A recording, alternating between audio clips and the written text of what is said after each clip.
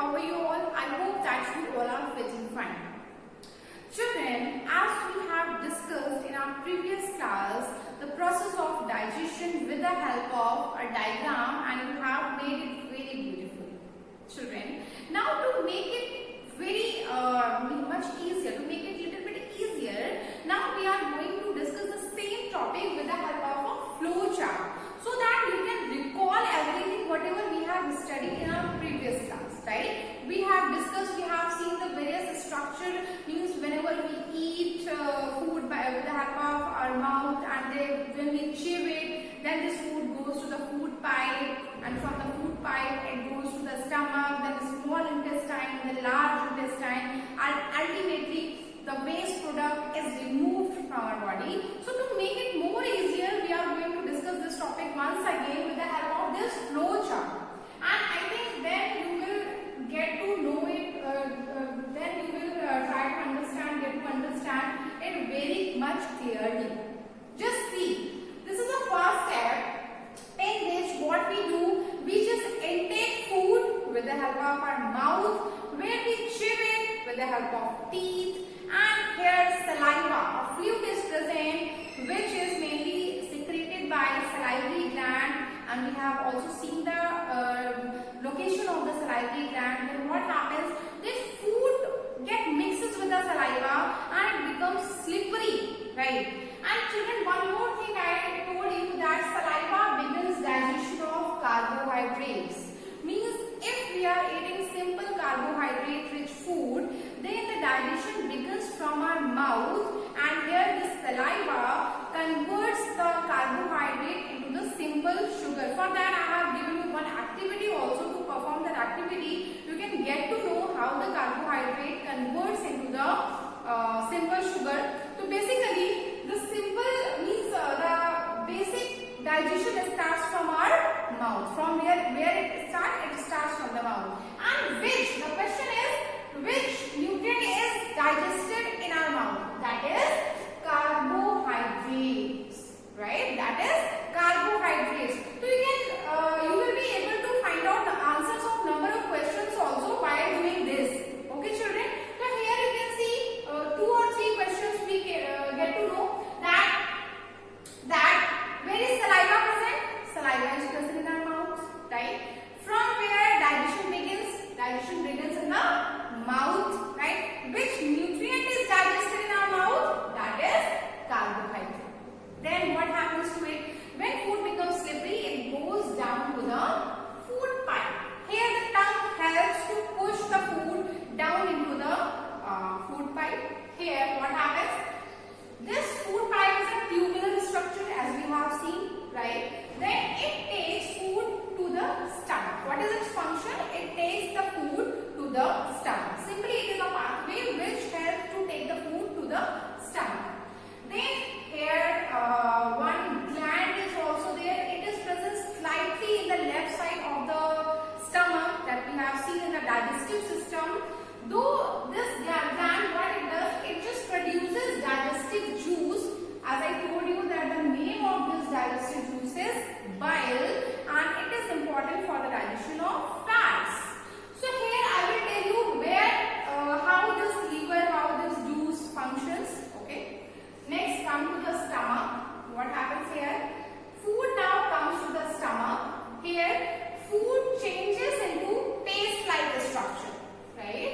The food changes into paste-like structure, which is known as chyme. And I have also told you that the partial digestion of food takes place in the stomach. Though some of the digestive juices are present over there, HCl is present over there, which kills the bacteria, and the partial digestion of the food takes place in the stomach, and the food is churned into chyme, a paste-like structure which is known as chyme. Then this food goes to the small intestine, but just adjacent to small intestine there is another gland which is known as pancreas, and what is its function? It produces digestive juice once again, which help in the digestion of proteins, mainly proteins and carbohydrates. Fine. Then this food, this chyme, when goes to the small intestine, what happens here?